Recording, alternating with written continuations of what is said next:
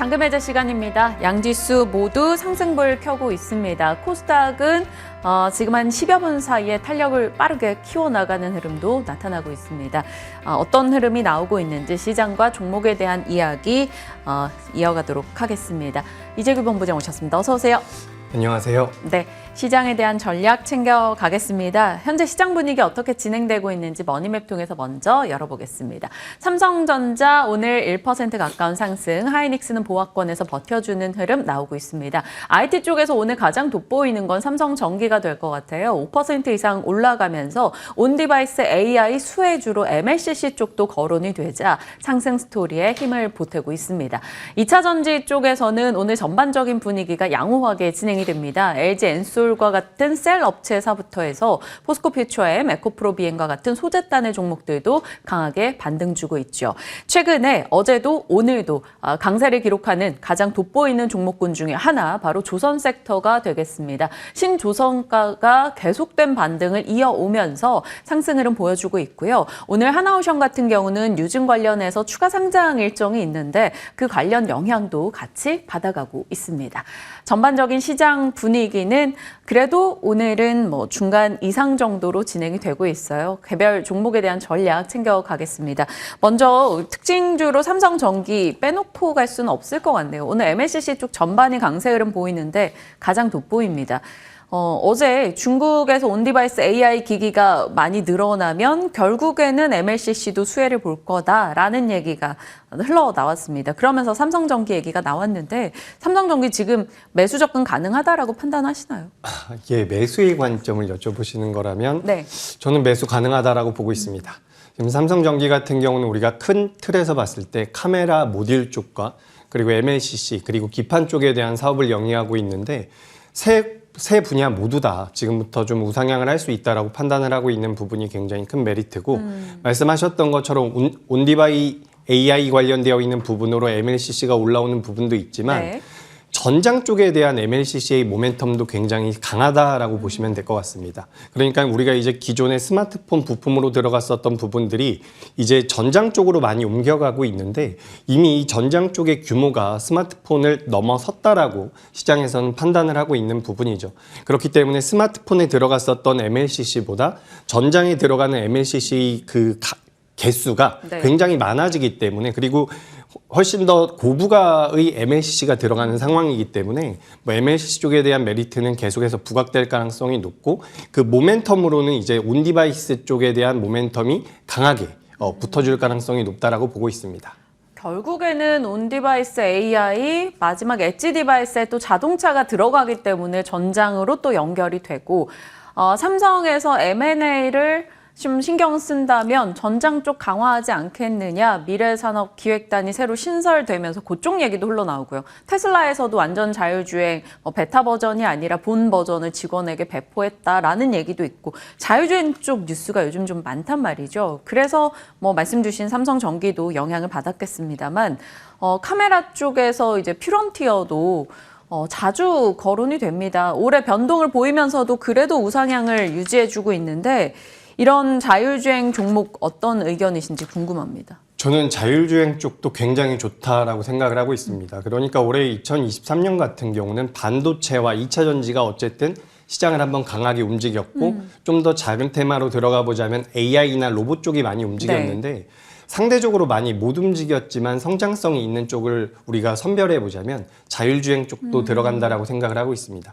특히 이제 내년에 라스베거스에서 이 CES라는 전자 가전 박람회가 열리게 네. 되는데 여기서 이제 또 자율주행 관련되어 있는 것들이 부각될 가능성이 굉장히 높다라고 해요. 그래서 테슬라 쪽에 대한 모멘텀도 있을 테고 2024년도 연초에 대한 모멘텀도 있기 때문에 자율주행 쪽은 계속해서 보셔야 되는 게 좋다라는 말씀을 드려보겠습니다. 그리고 퓨런티어 같은 경우는 이제 우리가 센싱 카메라 그래서 이제 자율주행이 계속해서 그 레벨이 진화되면 진화될수록 많이 탑재가 된다라고 하죠. 그렇기 때문에 실질적인 외형 성장이나 매출 증대가 일어날 가능성이 높은 기업이라고 보고 있기 때문에 최근에 이제 주가 흐름이 9월 달에 고점 부근대에서 약간 지지부진하게 움직임이 나오고 있는데 직전 고점을 넘어갈 가능성도 높다라고 보니까 이 부분을 참고하시면 될 것 같습니다.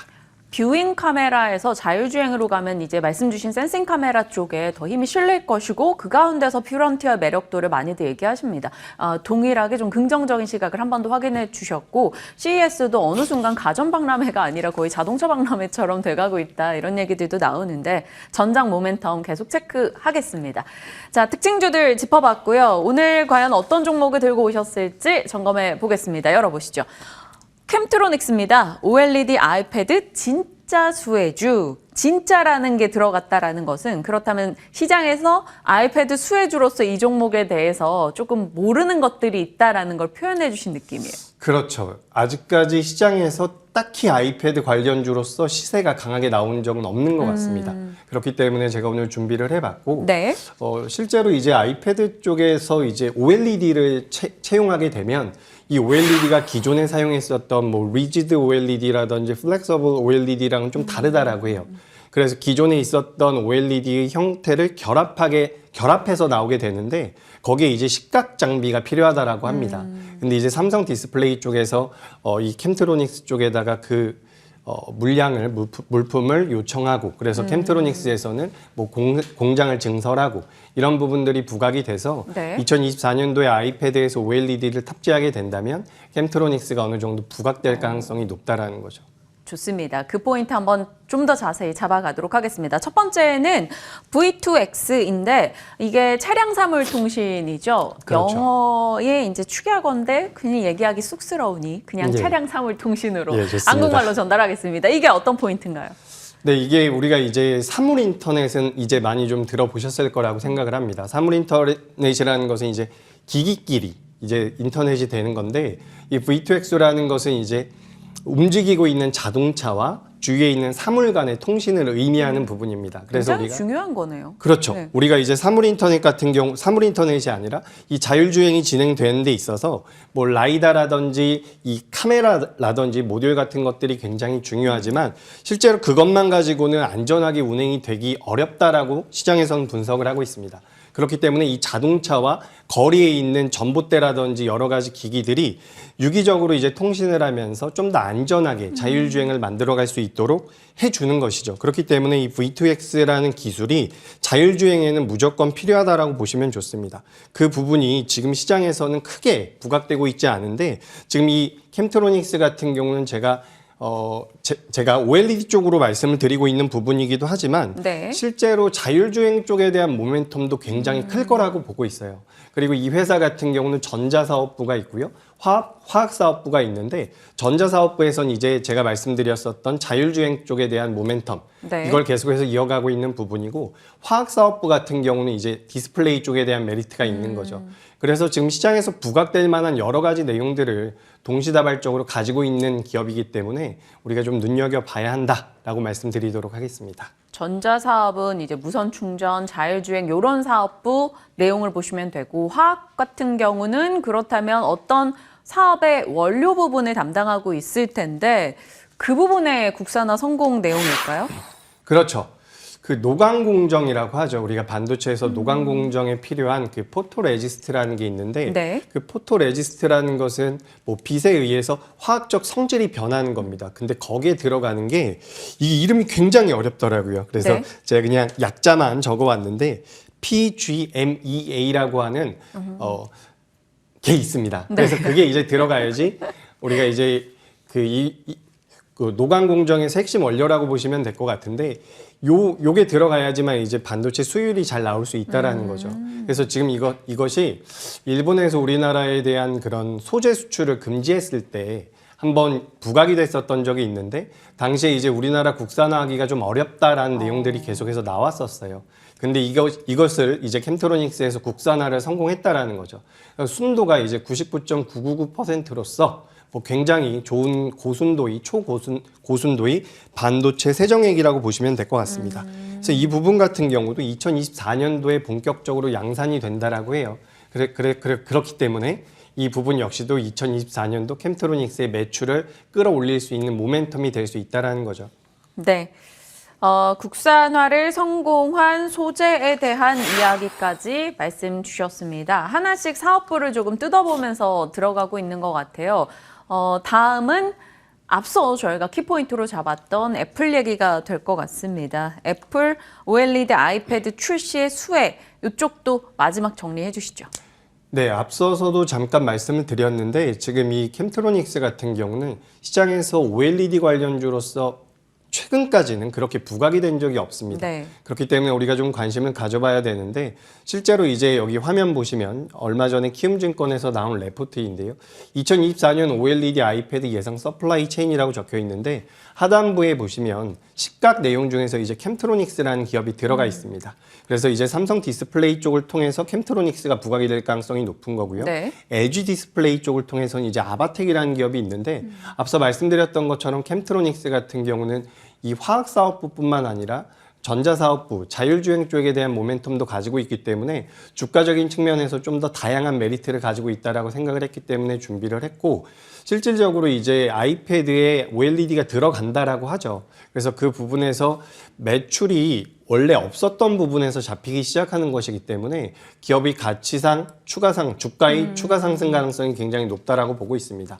그리고 최근에는 이제 이슈만 가지고 매출이나 영업이익이 크게 나오지 않고 있는 기업들이 시가총액이 굉장히 고평가되어 있는 경우가 많은데 캠트로닉스 같은 경우는 현재 시가총액 자체가 그렇게 높지가 않습니다. 매출액과 영업이익 대비해서 뭐 높다라고 하면 높다라고 판단할 수도 있겠지만 2024년도에 새롭게 잡힐 수 있는 매출 여력이 크기 때문에 네. 이 기업 같은 경우는 충분히 주가 상승의 가능성이 높다라고 보고 있습니다. 그래서 지금 시장 같은 경우는 반도체라든지 오늘은 이제 또 2차 전지 쪽이 잘 올라오고 있긴 한데 우리가 어제까지만 하더라도 지수 자체가 약간 방향성이 애매한 상황이었죠. 1주, 2주 정도 엔비디아 실적 발표 나오고 나서 시장이 좀 둔화되는 모습이 나왔었는데 이런 시장일수록 낙폭이 과한 성장주들이 순간적으로 좋은 시세를 낼 가능성이 높다라고 보고 있습니다. 그렇기 때문에 자금이 순간적으로 들어오게 된다면 이런 캠트로닉스 같은 경우는 2024년도에 성장 모멘텀을 가지고 있기 때문에 우리 시청자분들께서도 좀 관심 있게 보시면 도움이 될 수 있다 말씀드리겠습니다. 가격 대응 어떻게 해야 될까요? 최근 뭐 수급 보면 그래도 외국인이 나름 우호적인데요. 네, 캠트로닉스 수급도 긍정적으로 들어오고 있는데 현재 주가 흐름이 24,100원대에서 움직임이 나오고 있습니다. 이 기업 같은 경우는 목표가를 27,500원으로 잡아드리도록 하고요. 손절가는 19,000원으로 의견 드리겠습니다. 네. 캠트로닉스 다양한 사업부를 영위하고 있습니다. 그중에서 애플 모멘텀을 더 받아간다면 추가 상승 여력 있다라는 판단 내려주셨어요. 지켜보겠습니다. 자, 다음 종목 곧장 이어갈게요. 이 종목도 오랜만에 얘기 나누는 것 같습니다. 뉴플렉스. 내년도는 XR 시대다. XR 혹은 뭐 메타버스 관련한 종목으로 꽤 많이 거론이 됐었는데 시장에서 조금 잊혀져 있는 상태란 말이죠. 그쵸. 왜 지금 이 종목을 보자고 하시는지 살펴보겠습니다. XR도 결국 애플 쪽 모멘텀을 받아가는 거네요. 네, 맞습니다. 지금 우리가 최근에 이제 시장에서는 애플보다는 마이크로소프트에 대한 관심도가 굉장히 높죠. 아무래도 네. 마이크로소프트에서 오픈 AI 지분을 가지고 있다 보니까 최근이 아니라 2023년도 들어서 이 생성형 AI에 대한 관심도가 높죠. 그래서 마이크로소프트의 주가가 강하게 올라오면서 네. 애플을 제끼려고 노력을 계속해서 하고 있는데 지금 이런 과정에서도 이제 애플이 굳건하게 1위를 수성을 하고 있는 상황입니다. 어쨌든 현재까지는 전 세계에서 가장 큰 기업을 우리가 애플이라고 놓고 본다면 애플 쪽에 대한 모멘텀을 가지고 있는 기업들을 우리가 체크할 필요가 있다라고 판단하고 있습니다. 근데 그 중에서 이제 이 뉴플렉스 같은 경우는 FPCB라 그래서 연성회로 기판을 만드는 기업입니다. 네. 연성회로 기판을 만드는 회사인데 이 애플 연성회로 기판이 어디에 들어가냐면 스마트폰이라든지 우리가 이제 XR, VR 이런 기기에 들어가게 되는 거죠. 근데 이제 예전에는 뉴플렉스 같은 경우도 스마트폰 쪽에 대한 매출이 굉장히 많았었는데 네. 이제는 이 XR 기기라든지 VR 기기에 탑재되는 FPCB가 굉장히 많아지고 있다는 부분입니다. 여기서 우리가 애플이라는 이야기를 말씀드렸었던 것은 애플이 이제 2024년도에 비전 프로라고 하는 이 메타버스 관련되어 있는 메타버스 그러니까 XR 기기를 내놓는다라고 하죠. 그래서 이 기기에 실질적으로 탑재는 되지 않겠지만 실제로 이제 애플이라는 기업, 선도 기업이 무언가 이 기기에 대한 매출을 신제품을 내놓게 된다면 시장이 커진다는 시장이 거죠. 커지고 시장에서 관심도가 높아질 가능성이 굉장히 높다라는 거죠. 그래서 현재까지는 전 세계에서 이 기기 관련돼서 메타가 가장 높은 점유율을 가지고 있고요. 그 다음에는 소니가 두 번째로 높은 점유율을 가지고 있는데 이제 2024년도에 애플까지 참전한다라는 소식이 들리면서 관련되어 있는 XR 관련되어 있는 그리고 VR 관련되어 있는 시장 자체가 시장에서 좀 부각이 될 가능성이 높다라고 보고 있습니다. 그래서 이제 거기에 들어가는 FPCB를 생산하는 이 뉴플렉스 같은 경우도 부각이 될 가능성이 높다라고 보고 있으니까 이 부분을 참고하시면 도움이 될 것 같습니다. 네. 말씀 주셨다시피 지금 XR 기기 쪽에서는 메타가 확고히 하고 있는데 메타의 PCB를 납품 중이고 메타 쪽에 결국에는 PCB 탑재량이 퀘스트 3로 오면서 더 늘어났다. 뭐 이런 그렇죠. 얘기가 있었어요.